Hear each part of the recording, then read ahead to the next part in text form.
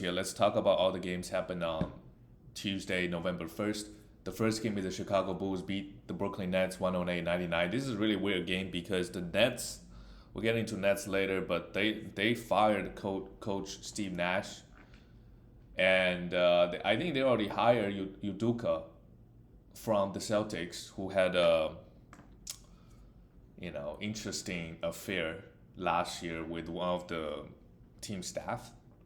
So it'll be interesting to see if he can turn the Nets around. And if we look at Kyrie today, 2 for 12, I don't know if he's protesting the fact that they're letting Nash go. I don't really know what's going on with Kyrie today. But let's get into the game. Zach LaVine, huge game here, 29 points, 5 threes. Look really pretty, but with Zach is lack of peripheral stats. To me, he's just like a top 40 player that give you a lot of points and threes and free throws. But the defensive stats just been lacking. Vucevic 3 for 8. Maybe he should do that a little bit more. Just don't take that many shots because you got plenty of guys, plenty of offense, I think, and 15 rebounds and a steal is really really good. Can't complain. With his production this game, DeRozan struggled a little bit from the field but had 20 points and 3 steals, and this is a pretty big win for the Bulls. The thing with Bulls last year is that they cannot beat any good teams. Not saying the Nets are a good team, but if it were last year, they would. Obviously this year, the Nets not exactly a contender at the moment. Ayo Dosunmu came back, just had a huge game. We don't know when Lonzo is coming back, so just ride with him. But again, I would try to sell high if I can with players like this. You never know. Lonzo might come back in 3 months, who knows. And Alex Caruso continued to be a good streamer, even though he didn't provide any steals. If you need steals, Caruso is your guy. Patrick Williams played 32 minutes, had a really good game, 7 rebounds, a steal, and 2, but I just don't trust it. And it is versus the Nets. Who knows what's going on with them? KD is still very, very, very, very good. 12 for 12 on the free throw line, 2-3, 32 points. I mean, KD is balling all season, but the problem with KD is that he can put up stats, but so far we just haven't seen he can lead a team to success. And that might be harsh, but he's got a lot of years to prove that hey, without Golden State, without Curry, he can really make a deep playoff run. I mean, he did it 2 years ago. Almost made it to the Eastern Conference Finals, but other than that, it's like this year it's a mess again. Royce O'Neal continued to hold on to this guy and sell high. 4 threes, 20 points. He's not going to do this every game, but this game obviously plays super well. A double-double. Oh, sorry, that's for Claxton. Just looking ahead, hit 4 threes. Yeah, he's been providing really good defensive stats. So roster him and try to sell him 2 for 1. Claxton, hold on to him, 34 minutes, really good. His free throw is going to be a problem, and he give you 0 threes in category leagues. But the rebound, the blocks, the field goal, very, very good. Very, very big boost with those categories, those 3 categories. Joe Harris, 21 points, not really fantasy relevant. Unless they got a back-to-back, you could maybe think about streaming him. But the problem with him is that back-to-back he's going to miss. So let's just not touch him for the moment. And Kyrie, don't know what's going on with him. 2 for 12. Is he protesting? Not too sure. And Utah Watanabe can play 20 minutes. He's not really fantasy relevant.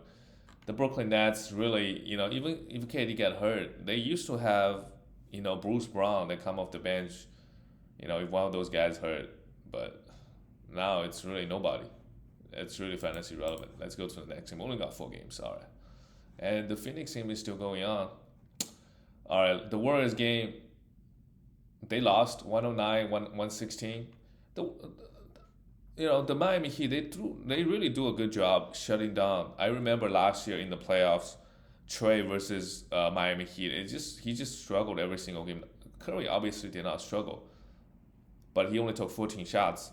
I think that's a win for Miami, right? They just limit the number of shots Curry takes. He still had a really good game, a triple-double actually. 13 assists is huge. I mean, they kept throwing him different looks, trying to make him get rid of the ball. And Klay Thompson, of course, wanted to shoot 19 shots for threes. I saw a clip of Klay on YouTube the other day talking about Charles Barkley saying Klay is not the player he used to be. So Klay really this year, even though they won the chip last year, he wanted to prove to everybody that he's still elite. So 19 points for threes, And the minutes is, I guess, encouraging. He played 30 minutes. Jordan Poole played 30 minutes as well. I mean, versus Miami, they both struggled, but this is, I think, overall, it's an encouraging sign for both of them because the minutes are up. This game just didn't play some of the bench guys at all. Jonathan Kamima played 0 minutes. Maybe play some, a worse teams. Curl is gonna go with some of the young guys. Kevon Looney 23 minutes, while James Wiseman, just didn't do anything. So Wiseman is not fantasy relevant. Draymond Green also had a decent game with 3 steals, but the rest of the line just looked pretty horrible. And you know, Draymond. The problem with Draymond is he's just really really inconsistent. Every other game he will have a good game. Every other 3 games, and we know if you have him, you're punting points. And Andrew Wiggins played pretty well. Hit 4 threes, 21 points, 2 blocks, and 5 assists, and 4 rebounds. Can't complain about this line. Miami usually make it pretty tough on you. And on Miami said, bam, what a game from him, finally. I'm seeing the assist coming. I'm seeing the 3 steals and a block, 3 for 3 from the free throw line. This is a really good start from Ben. I don't know if his assist going to be this high. Tyler Hero did leave the game, so maybe he had more playmaking. We don't know the severity of Tyler Hero, but that certainly should help Max Juice So if you want a threes for sure, you should grab him. And Duncan Robinson, because Tyler Hero was out, he played 26 minutes, played really well actually, hit 5 3, 17 points. So if Tyler Hero does miss time, Max Juice is, I think, and Duncan Robinson, you can 100% stream them for threes. Jimmy Butler had a rough shooting night, but 9 for 9 from the free throw line is really good. 8 assists, 22 points. And Caleb Martin, what's going on with this guy? Still a hold. Just hold him for now. But they went with Gabe Vincent for 31 minutes. Had 8 rebounds, 3 assists, and still not bad. But I think we still want to hold on to Martin just for a few more games. We'll see what's going on. If he playing 25 to 30 minutes, I think we need to roster him. Let's go to the next game. The Orlando Magic lost to Oklahoma City Thunder 108-116. And this game, Wendell Carter Jr. absolutely went off. And we have to think about trying to sell Wendell Carter Jr. high after games like this. It's going to be really hard to execute. But he's the 78th ranked player for the season. This is probably where he is. This is where he was last year. I don't think he's going to make a big leap this year. 8 for 8 from the free throw line is huge. 2 for 2 from 3. He's a big man that's going to grab you a lot of rebounds, can shoot some threes. He's not going to give you a lot of defensive stats. His field goal is kind of low. This is who he is. A better version of Isaiah Stewart, I would say. Isaiah Stewart probably grab a bit more rebounds, but Wendell Carter Jr. does everything else a little bit better in terms of fantasy. Fred Wagner, just hold on to him. A must roster play. And Terrence Ross left the game with 3 minutes. So Jalen Suggs became interesting, even though he went 1 for 9. I think with all the guards out, we have to think about Jalen Suggs. And just hold him. Yeah, Bobo coming played 31 minutes. He's absolutely a must roster right now, and I would look to trade him as well. 12 rebound and 4 blocks is really really good. He played 31 minutes, but they're dealing with a lot of injuries right now. I think if they get their guards back, Franz Wagner is going to be the small forward. Ventura is going to be small forward, right? Wendell Carter Jr. And who knows? One of those days, Mo Bamba might be getting more minutes. Last year, Mo Bamba was there just getting minutes. This year, all of a sudden, just not getting minutes. I know. And I was Bobo just getting a lot of minutes. So I don't know. I just don't think Bobo's role on this team is secure. Like anything can change. He could just lose all the minutes, just like that. For the Oklahoma City Thunder, what else can you say about Shai Gilgeous-Alexander? 33 minutes, 67. I mean, I don't know. He's the number 1 ranked player, and it's only been 2 weeks, but. Yeah. Obviously, a sell high, like if you can get Jokic, right? If you can get any of the top 10 players, like if you can get KD, if you can get Jason Tatum, if you can get Luka, obviously do it. But I think, like outside of like top 10, I don't think I'm gonna sell. Like if you trade him, for example, for somebody like Jimmy Butler, probably you don't want to do that. Right, I'll probably trade him for Joel Embiid still, but it's kind of close given how well he's been playing. He's been, like the regression is coming, but this is. but like we can see his peak power is the number one ranked player. That's his peak.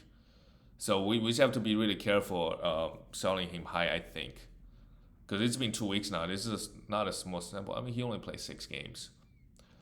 But, how many players in the league can you say in a 2 week span have the upside to be a number one ranked player?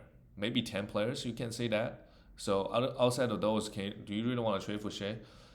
Obviously, there's a concern with Oklahoma City Thunder shutting it down, but they've been winning games as well. So it's tricky. I don't know what to do with Shai. If you got Shai, like if you can get Jokic, if you can do Shai plus somebody, Shai plus maybe a top 100 player to get Jokic, yeah, that's a no-brainer. But I don't think Jokic owner could do it. Other than that, I don't know. I don't know what you should do. Josh Giddey came back from injury, played just 25 minutes, had 10 assists, and still in the block. Sure. The problem with Giddey is just his efficiencies and turnovers. Counting stats has always been solid. And Jermaine Robinson earlier played really well, but just in 22 minutes, I don't think we really want to do anything with him. And Trey Mann with everybody back, if you're streaming him, I think you can drop him after this game. And Pokashevsky showed what he could do, right? 16 points, 2 steals, 3 blocks, 9 rebounds, but just the minutes is too inconsistent on this team. And Jalen Williams been getting a lot of hype from Josh Lloyd in particular. Plays just 22 minutes. I think we can let him go. If all the guys are healthy, he just don't see him playing 30 minutes consistently. He might go off next game. Or you can hold. Hopefully, he gets more minutes as the season goes on, but it might take a while. It might take a long time. Lou Dort just points and threes, 14 points and 3 threes. It's not bad. And let's look at the last game of the night. The game is still going on, but I'm just going to do it. I don't want to do the thing in the morning. This game, Anthony Edwards so far had a rough shooting night, but did hit 4 threes and 3 steals. Anthony Edwards has been struggling pretty hard this year. Obviously, with 100, huge buy low, huge buy low. Like if you can trade Pablo Panchero for Anthony Edwards, you 100% do it. 100% do it. Who else is playing pretty hot right now? That's inside of the top 30 or 40. Valanciunas, 29th ranked player. OG Anunoby. OG, I would 100% do Anthony Edwards for OG. I would think too much. Huge battle. I don't know. Just super slow start to the season. He obviously inserting Rudy Gobert in, Rudy took one shot today and he missed a 7 for 7 from the free throw. It's been a huge challenge for Karl Anthony Towns as well, who only had 16 points with 6 minutes left in the quarter. So those are just things to think about. Jaden McDaniels played in foul trouble. We should still hold on to him, and D'Lo just another horrible game. Played just 20 minutes in a bit foul trouble. Just too inconsistent, this dude. This Minnesota team, they need to figure it out, what is the best lineup and what is everyone's role. Because with Cat, right, playing alongside Rudy Gobert, what should he do on the because on the offensive side, now with Rudy inside, it's kind of tough for him to get the spacing that he needs, like he used to have. Same thing with Anthony Edwards. He's just packing the paint. So he's a slasher. He's a driver. So what happens when he goes inside a lot? Just a lot of questions. And then we look at the Phoenix Suns side. This game, Cameron Johnson absolutely went off, but 26 points and 6 threes. But you see, 2 steals is nice, but no rebound, no assist. If you're punting assist, right, your team most likely is also strong in turnover. He doesn't turn the ball over, so he's kind of perfect on your team. Really, really good. Don't drop him. He kind of struggled at the beginning of the season, but he's gotten a lot better. Chris Paul just does Chris Paul things. 9 assists and 9 points. Bismack Biyombo is a pickup until DeAndre Ayton comes back. He had a 1 steal and 3 blocks. Provided a little bit of everything as well. But mainly just Anthony Edwards, go buy low, guys. And for Phoenix Suns, if Cameron Johnson struggles like he did the first 1 week or 2, where he wasn't getting the minutes, pick him up. He could have games like this, explosions game. He could have 30 points and a lot of threes, and he's fairly efficient as well. Doesn't really turn the ball over. But the Phoenix bench guy is not really fantasy relevant. And that's it, guys. I'll see you next time.